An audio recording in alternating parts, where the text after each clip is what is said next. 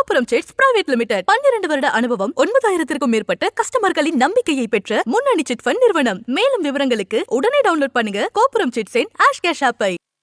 நாட்டிற்காக நம் நாட்டின் எல்லைகளில் பல்வேறு கடினமான சூழ்நிலைகள் நாட்டின் இறையாண்மையை பாதுகாப்பு நோக்குடன் தன்னலமற்ற சேவைகள் செய்து வரும் நமது முன்னாள் படைவீரர்கள் நலனிற்காக இந்த அரசு பல்வேறு முயற்சிகளை மேற்கொண்டு வருகிறது. வீட்டு வரி தொகையினை மீளப்பெறும் சலுகை, தற்போது கைம்பெண்கள், போரில் ஊனமுற்ற படைவீரர்கள் போன்ற சில பிரிவினர்களுக்கு மட்டுமே வழங்கப்படுகிறது. வரும் நிதியாண்டில் இருந்து குடியிருப்புகள், சொத்து வரி, வீட்டு வரி தொகையினை மீளப்பெறும் இத்திட்டத்தினை அனைத்து முன்னாள் படைவீரர்களுக்கும் நீட்டிப்பு செய்து வழங்கிட ஆவண செய்யப்படும். இதனால் சுமார் 1,20,000 முன்னாள் படைவீரர்கள் பயன்பெறுவர். மாநிலத்தில் உள்ள தெரிவு முகமைகளான தமிழ்நாடு அரசு பணியாளர் தேர்வாணையம், ஆசிரியர் தேர்வு வாரியம், மருத்துவ பணியாளர் தேர்வு வாரியம், தமிழ்நாடு சீருடை பணியாளர் தேர்வு வாரியம் ஆகியவற்றின் மூலம் கடந்த 3 ஆண்டுகளில் வெவ்வேறு அரசு துறையில் உள்ள காலி பணியிடங்களுக்காக இதுவரை 27,858 அரசு பணியாளர்கள் தேர்வு செய்யப்பட்டுள்ளனர். இது தவிர பல்வேறு அரசு துறைகள் மற்றும் உள்ளாட்சி அமைப்புகள் மூலமாக 32,709 பேர் பணி நியமனம் செய்யப்பட்டுள்ளார்கள். ஆக மொத்தம் இந்த அரசு பொறுப்பேற்ற 2.5 ஆண்டுகளில் 60,567 பேர்களுக்கு அரசு பணி நியமனம் வழங்கப்பட்டுள்ளது. மேலும் 10,000 பணியிடங்களை நடப்பு நிதியாண்டிலேயே நிரப்பும் பொருட்டு உரிய நடவடிக்கைகளை அரசு துரிதமாக மேற்கொண்டு வருகிறது.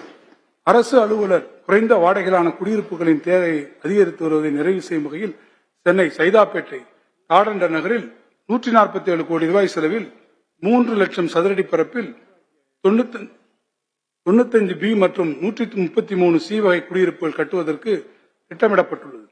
ஓய்வூதியதாரர் இலக்கணிட்டால் குடும்ப உறுப்பினர்களுக்கு தமிழ்நாடு அரசு ஓய்வூதியதாரர்களின் குடும்ப பாதுகாப்பு நிதி திட்டத்தில் நிதி உதவியாக 50,000 ரூபாய் வழங்கப்படுகிறது.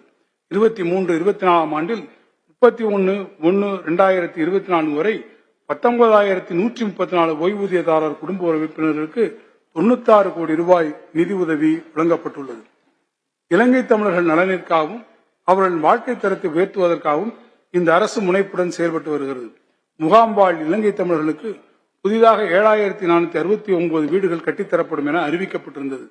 176 கோடி ரூபாய் மதிப்பீட்டில் முதற்கட்டமாக 3,510 வீடுகளுக்கான பணிகள் தொடங்கப்பட்டதில் இதுவரை 1,591 வீடுகளின் பணிகள் முடிக்கப்பட்டுள்ளன. மீதமுள்ள பணிகள் நிறைவு பெறும் தருவாயில் உள்ளன. விரைவில் 2ஆம் கட்ட பணிகளும் தொடங்கும். பொதுமக்களின் கோரிக்கைகளுக்கு உடனுக்குடன் தீர்வு காண்பதற்கு இந்த அரசு உயர் முன்னுரிமை வழங்கி வருகிறது. முதல்வரின் முகவரி திட்டத்தில் இதுவரை பெறப்பட்ட 20,31,000 மனுக்களில் 19,69,000 மனுக்களுக்கு உரிய தீர்வு காணப்பட்டுள்ளது. மனுக்களுக்கு காணப்பட்ட தீர்வுகளின் மீது மனுதாரரிடமிருந்து பின்னூட்டங்கள் பெறப்பட்டு உரிய மேல் நடவடிக்கைகளும் எடுக்கப்பட்டு வருகின்றன. பொதுமக்கள் அரசு அலுவலகங்களுக்கு செல்ல வேண்டிய அவசியமின்றி அவர்கள் அதிகமாக அணுகும் 13 அரசு துறைகள் சார்ந்த கோரிக்கைகளை பெற்று 30 நாட்களுக்குள் தீர்வு காணும் வகையில் மக்களுடன் முதல்வர் என்ற புதிய திட்டம் தொடங்கப்பட்டது. இதுவரை இத்திட்டத்தின் கீழ் 3.5 லட்சம் மனுக்களுக்கு தீர்வு காணப்பட்டுள்ளது.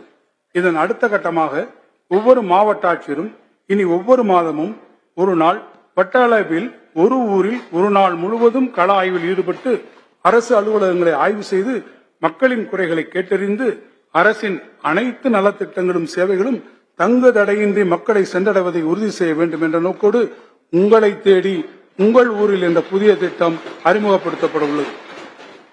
இவ்வாறு ஒட்டுமொத்த அரசு இயந்திரமும் கடைக்கோடி மக்களை தேடிச் சென்று அவர்களுக்கு தேவையான அரசு சேவைகளை உடனுக்குடன் வழங்கிட இந்த அரசு தொடர்ந்து முயற்சிகளை மேற்கொள்ளும். சிறப்பு திட்ட செயலாக்கத்துறையின் மூலம் பல்வேறு அரசு அறிவிப்புகளுக்கான ஆணைகள் வெளியிடப்படுவதை தொடர்ந்து கண்காணிப்பதோடு மட்டுமல்லாமல் அத்திட்டங்கள் பலன்கள் தாமதமின்றி மக்களுக்கு சென்றடைவதை உறுதி செய்திட மாண்புமிகு முதலமைச்சர் அவர்கள் கள ஆய்வில் முதலமைச்சர் என்ற புதிய முன்னெடுப்பின் மூலம் மாவட்டங்களுக்கு நேரடியாக சென்று ஆய்வுகளை மேற்கொண்டார்கள். இதுவரை 6 மண்டலங்களில் 24 மாவட்டங்களுக்கான ஆய்வுகள் மேற்கொள்ளப்பட்டுள்ளன. மாநிலத்தில் சமூக பொருளாதார மாற்றத்தை ஏற்படுத்த செயல்படுத்தப்படும் மாபெரும் கட்டமைப்பு திட்டங்களை முத்திரை திட்டங்கள் ஐகானிக் ப்ராஜெக்ட்ஸ் என முன்னுரிமை அளிக்கப்பட்டு அதன் முன்னேற்றங்கள் குறித்து மாண்புமிகு முதலமைச்சர் அவர்களின் தலைமையில் ஆய்வுக் கூட்டங்கள் நடத்தப்பட்டுள்ளன. இந்த தொடர் கண்காணிப்பின் விளைவாக திட்டப்பணிகள் துரிதமாக செயல்படுத்தப்பட்டு வருகின்றன. மாநிலத்தில் சட்டம் ஒழுங்கை முறையாக பேணி பாதுகாத்திடவும் சமூக நல்லிணக்கத்தை நிலைநிறுத்திடவும் இந்த அரசு உயர் முன்னுரிமை அளித்ததன் விளைவாக தமிழ்நாட்டில் 3 ஆண்டுகளாக தொடர்ந்து அமைதி நிலவி வருகிறது. பெண்கள் மற்றும் குழந்தைகளுடைய பாதுகாப்பிற்கு சிறப்பு முக்கியத்துவம் அளித்து காவல்துறையின் செயல்பாடுகள் ஒருங்கிணைக்கப்பட்டுள்ளன. இதனால் தேசிய அளவில் பெண்களுக்கு பாதுகாப்பான நகரங்களின் பட்டியலில் தமிழ்நாட்டில் உள்ள நகரங்கள் முன்னிலை வகிக்கின்றன. மேலும் போதைப் பொருள்கள் பயன்பாடு மற்றும் கடத்தல்களை தடுப்பதற்கும் இந்த அரசு மிக கடுமையான நடவடிக்கைகளை எடுத்து வருகிறது. பொதுமக்கள் அச்சமின்றி இருக்கவும் அவர்தம் உடைமைகளுக்கான பாதுகாப்பை உறுதிப்படுத்தவும் திறன்மிகு காவலர் ஸ்மார்ட் காவலர் என்ற புதிய செயலி அறிமுகப்படுத்தப்பட்டுள்ளது. கடந்த 2 ஆண்டுகளில் 46 புதிய காவல் நிலையங்கள் தொடங்கப்பட்டன. அவற்றில் 39 அனைத்து மகளிர் காவல் நிலையங்களும் அடங்கும்.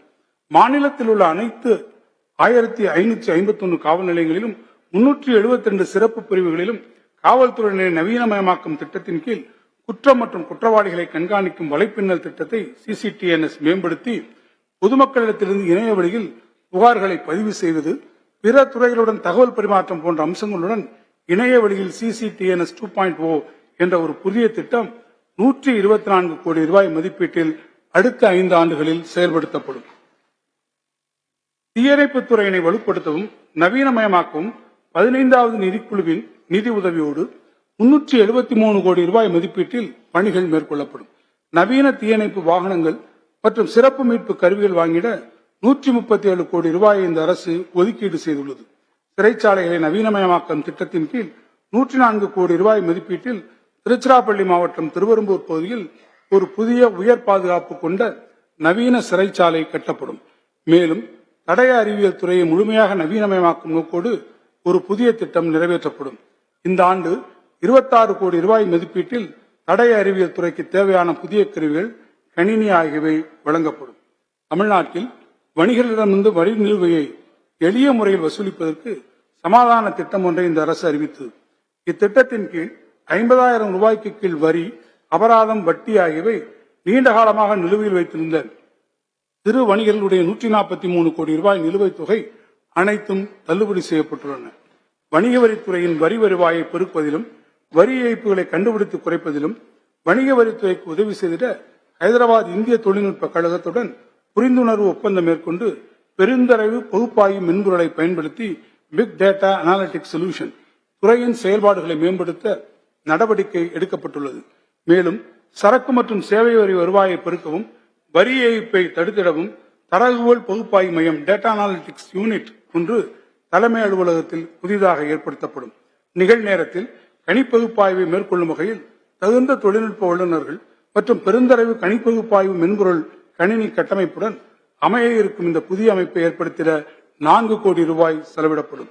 பத்திரப்பதிவு துறையின் கணினி மயமாக்கலை அடுத்த கட்டத்துக்கு எடுத்துச் செல்லும் வகையில் ஸ்டார் 3.0 கீழ் பத்திரப்பதிவு முறையில் பெருந்தரவு பகுப்பாய்வு, செயற்கை நுண்ணறிவு, இயந்திரவழி கற்றல் ஆகிய உயர் தொழில்நுட்ப உத்திகளை பயன்படுத்தி பத்திரப்பதிவு சேவையை நவீன முறையில் வழங்கிட 320 கோடி ரூபாய் மதிப்பீட்டிலான ஒரு புதிய திட்டம் செயல்படுத்தப்பட்டு வருகிறது. பதிவுத்துறை அலுவலகங்களுக்கு புதிய சொந்த கட்டடங்கள் கட்டப்பட வேண்டும் என்ற நோக்கத்தின் அடிப்படையில் கடந்த 2 ஆண்டுகளில் 100 ஆண்டுகளுக்கு மேற்பட்ட பழமையான வலுவிழந்த கட்டடங்களில் முதல் கட்டமாக 71 இடங்கள் தேர்வு செய்யப்பட்டு அவ்விடங்களில் புதிய கட்டடங்கள் கட்ட 133 கோடி ரூபாய் ஒதுக்கீடு செய்யப்பட்டு பணிகள் மேற்கொள்ளப்பட்டு வருகிறது. நிகழ்நேர மழைப்பொழிவு மற்றும் வானியல் அளவீடுகளை பெறுவதற்காக 1400 புதிய தானியங்கி மழைமானிகளையும் 100 புதிய தானியங்கி வானிலை நிலையங்களையும் அறிவிட அரசு 32 கோடி ரூபாய் ஒப்புதல் வழங்கியுள்ளது. மேலும் வானிலை முன்னறிவிப்புகள் மற்றும் அதிதிறன் மிக்க விரைவான கணினி சேவைகளை பெறவும் இந்திய விண்வெளி ஆராய்ச்சி நிறுவனத்துடன் ஸ்பேஸ் அப்ளிகேஷன் சென்டர் SAC புரிந்துணர்வு ஒப்பந்தம் மேற்கொள்ளப்பட்டுள்ளது. வெள்ளம், புயல், நில அதிர்வு போன்ற இயற்கை பேரிடர்களை கண்காணித்து பேரிடர் அபாய குறைப்பிற்கான கள நிலவரங்களுக்கு உகந்த செயல்பாட்டு உத்திகளை வகுக்க ஏதுவாக தொழில்நுட்ப மையம் ஒன்றும் அமைக்கப்படும். வானிலை முன்னறிவிப்பை வலுப்படுத்தும் வகையில் ராமநாதபுரம், ஏற்காடு ஆகிய இடங்களில் 2 C-band டாப்ளர் ரேடார்கள் 56 கோடி ரூபாய் மதிப்பில் அமைப்பதற்கான ஒப்புதல் அளிக்கப்பட்டுள்ளது. நமது மாநிலத்தின் கடன் பொருளாதாரத்தின் கிரெடிட் எக்கானமியின் அளவு வரவு செலவு திட்டத்தை விட 3 மடங்கு அதிகமாகும். எனவே மாநிலத்தின் பரவலான வளர்ச்சிக்கு வலுவான கடன் பொருளாதாரம் இன்றியமையாததாகும். இதனை நன்கு உணர்ந்துள்ள இந்த அரசு வேளாண்மை, சிறு குறு நிறுவனங்கள், மகளிர் சுய உதவிக்குழு, கல்வி ஆகிய முன்னுரிமை துறைகளுக்கு கடன் வழங்கும் வங்கிகளுக்கு முன் எப்போதும் இல்லாத அளவிற்கு வரும் நிதியாண்டிற்கென 8 லட்சம் கோடி ரூபாய் என உயர் இலக்கினை இந்த அரசு நிர்ணயித்துள்ளது. இது கடந்த ஆண்டை விட 14% அதிகமாகும். துரிதமான நிதி மேலாண்மை கேஷ் மேனேஜ்மெண்ட் மற்றும் கடன் நிலைத்தன்மை டெட் சஸ்டைனபிலிட்டி ஆகியவையே சிறந்த நிதி மேலாண்மையின் தூண்களாகும்.